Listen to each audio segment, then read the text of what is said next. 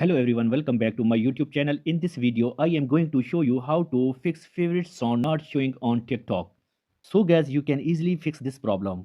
So let's start without wasting any time. So guys, first step, open the Play Store and search TikTok app.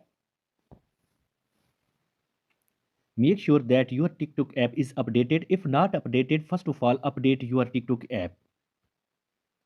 Now go back. Next step, open your TikTok app. Now tap on profile. Tap on right corner 3 lines. Now tap on setting in privacy and scroll down. Now tap on free up space and tap on cache clear and tap on downloads clear and go back and scroll down and tap on report a problem and scroll down. Now tap on submit a report and type problem and upload screenshot.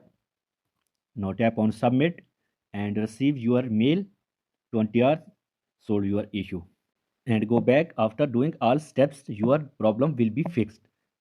Please do subscribe, comments and share. Thank you.